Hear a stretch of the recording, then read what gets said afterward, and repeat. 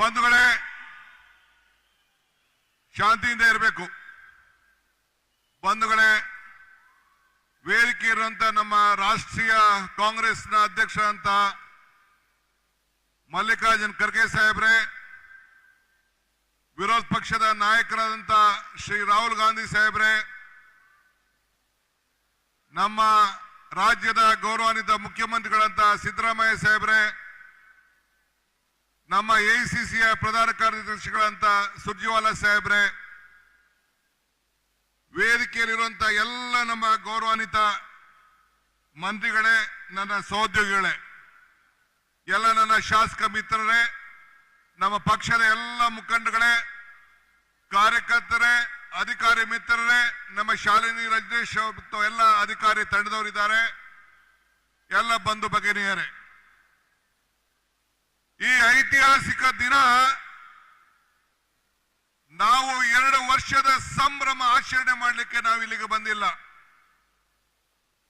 ಈ ಸಮರ್ಪಣೆ ಕಾರ್ಯಕ್ರಮ ಕರ್ನಾಟಕ ರಾಜ್ಯದ ಜನತೆಯ ಋಣವನ್ನು ತೀರಿಸಲಿಕ್ಕೆ ಈ ಕಾರ್ಯಕ್ರಮವನ್ನು ನಾವು ಹಮ್ಮಿಕೊಂಡಿದ್ದೇವೆ.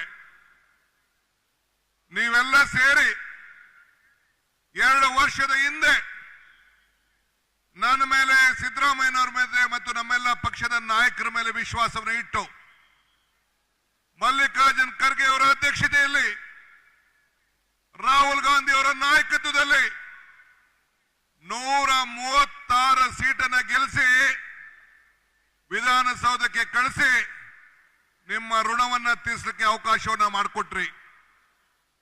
ಇವತ್ತು 5 ಗ್ಯಾರಂಟಿಗಳನ್ನು ಕೊಟ್ಟೆ, 6ನೇ ಗ್ಯಾರಂಟಿಯನ್ನ, ಈ ಭೂ ಗ್ಯಾರಂಟಿಯನ್ನ ಕೊಟ್ಟು ಇವತ್ತು ಒಂದು ಐತಿಹಾಸಿಕ ಕಾರ್ಯಕ್ರಮವನ್ನ ಮಾಡಿ ಇತಿಹಾಸ ಪುಟಕ್ಕೆ ಕಾಂಗ್ರೆಸ್ ಪಕ್ಷ ಸೇರಿದೆ.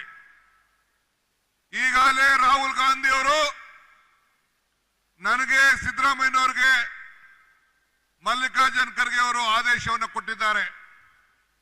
ಎಲ್ಲಿವರೆಗೂ ಕಾಂಗ್ರೆಸ್ ಸರ್ಕಾರ ಇರ್ತದೋ ಈ ರಾಜ್ಯದಲ್ಲಿ, ಅಲ್ಲಿವರೆಗೂ ಈ 5 ಗ್ಯಾರಂಟಿಗಳನ್ನ ಮುಂದುವರಿಸ್ತೇವೆ, ಯಾವ ಕಾರಣಕ್ಕೂ ನಿಲ್ಲಿಸುವುದಿಲ್ಲ ಅನ್ನೋ ಮಾತನ್ನ ಈ ಸಂದರ್ಭದಲ್ಲಿ ಹೇಳಿಕೆ ನಾನು ಬಯಸ್ತಾ ಇದ್ದೇನೆ.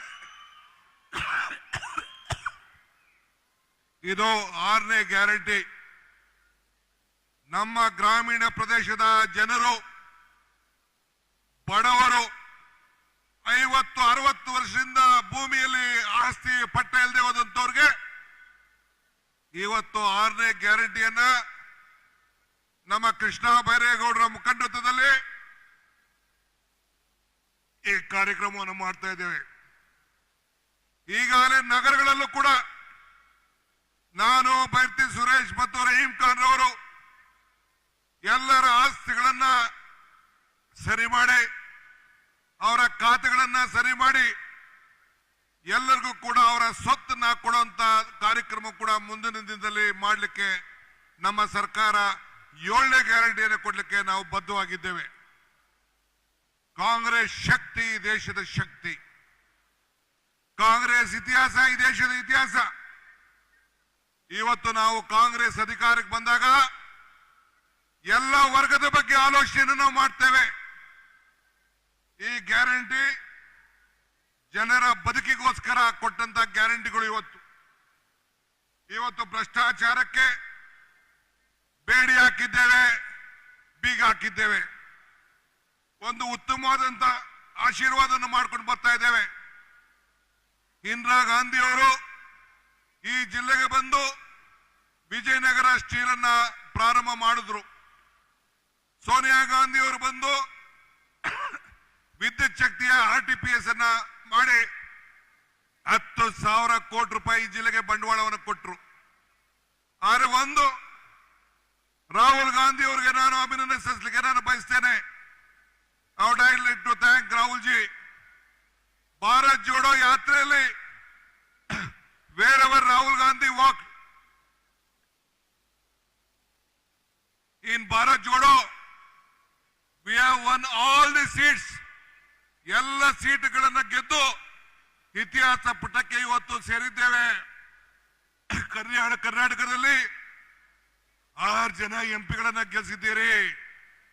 6 ಜನ ಎಂಪಿಗಳನ್ನ ಕೆಲಸಿದ್ದೀರಿ, ಅತಿ ಹೆಚ್ಚು ಶಾಸಕರನ್ನ ಕೊಟ್ಟಿದ್ದೀರಿ.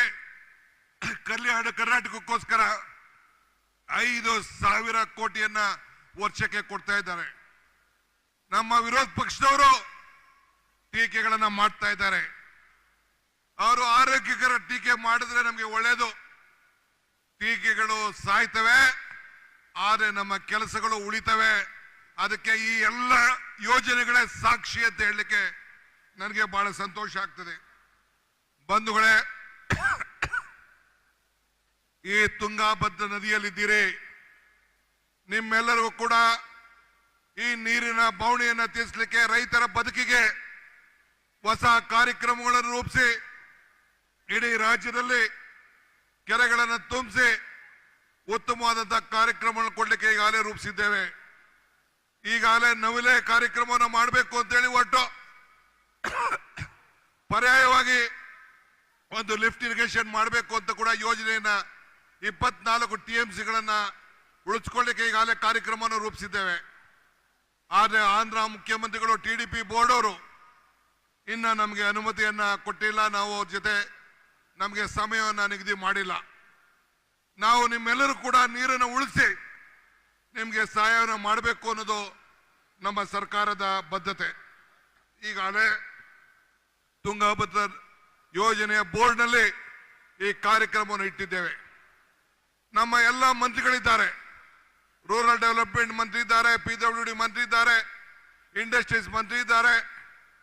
ಯಾವುದೇ ಅಭಿವೃದ್ಧಿ ಇಲಾಖೆಯ ಮಂತ್ರಿಗಳು ತೆಗೆದುಕೊಳ್ಳಿ, ಗ್ಲೋಬಲ್ ಇನ್ವೆಸ್ಟರ್ಸ್ ಮೀಟ್ ಅಲ್ಲಿ 10 ಲಕ್ಷ ಕೋಟಿ ರೂಪಾಯಿ ಇನ್ವೆಸ್ಟ್ ಮಾಡಲಿಕ್ಕೆ ಮುಂದೆ ಬಂದಿದ್ದಾರೆ.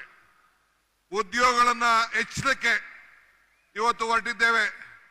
ರಸ್ತೆಗಳನ್ನು ಸುಧಾರಣೆ ಮಾಡಲಿಕ್ಕೆ ನಮ್ಮ ಗ್ರಾಮೀಣ ಇಲಾಖೆಯಲ್ಲಿ ಖರ್ಗೆ ಸಾಹೇಬರ ಮುಖಂಡತ್ವದಲ್ಲಿ ಈಗಾಗಲೇ ಒಂದು ದೊಡ್ಡ ಕಾರ್ಯಕ್ರಮವನ್ನ ಗ್ರಾಮೀಣ ರಸ್ತೆಯ ಅಭಿವೃದ್ಧಿಗೆ ಒಂದು ಪಥ, ಹೊಸ ಪಥ, ಗ್ರಾಮೀಣ ಪಥವನ್ನು ನಿರ್ಮಾಣ ಮಾಡಲಿಕ್ಕೆ ಕಾರ್ಯಕ್ರಮವನ್ನು ರೂಪಿಸಿದ್ದೇವೆ.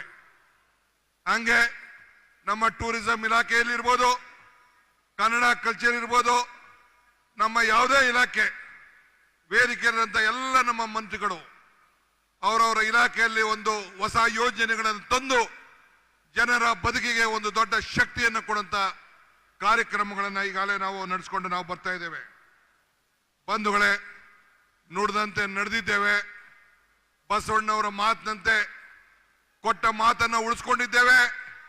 ಒಂದು ಉತ್ತಮವಾದಂತ ಆಡಳಿತವನ್ನು ನಾವು ಕೊಡ್ತೇವೆ ಅನ್ನೋ ಮಾತನ್ನ ಈ ಸಂದರ್ಭದಲ್ಲಿ ನಾನು ಬಯಸ್ತಾ ಇದ್ದೇನೆ. ಇವತ್ತು ಇಷ್ಟು ದೊಡ್ಡ ಸಂಖ್ಯೆಯಲ್ಲಿ ಇವತ್ತು ಬಂದಿದ್ದೀರಿ. ನಮ್ಮ ಎಲ್ಲ ಶಾಸಕರು, ಜಿಲ್ಲಾ ಮಂತ್ರಿಗಳಂತ ನಮ್ಮ ಜಮೀರ್ ಅವರು, ಸಂಸತ್ ಸದಸ್ಯರಾದ ತುಕಾರಾಮ್ ರವರು ಮತ್ತು ಎಲ್ಲ ಶಾಸಕರುಗಳು, ಆಗಲೂ ರಾತ್ರಿ 4 ಜಿಲ್ಲೆಯ ಶಾಸಕರುಗಳು ಎಲ್ಲ ಸೇರಿ ಇವತ್ತು ದುಡಿದು ಇಂಥ ದೊಡ್ಡ ಐತಿಹಾಸಿಕ ಪುಟಕ್ಕೆ ಸೇರಿಸಿದ್ದಾರೆ. ಪಾಪ ವಿರೋಧ ಪಕ್ಷಗಳು ಅವ್ರ ಕಣ್ಣಲ್ಲಿ ನೋಡ್ಲಿಕ್ಕೆ ಆಗ್ತಾ ಇಲ್ಲ, ಟೀಕೆಗಳ ಮಾಡ್ತಾ ಇದ್ದಾರೆ.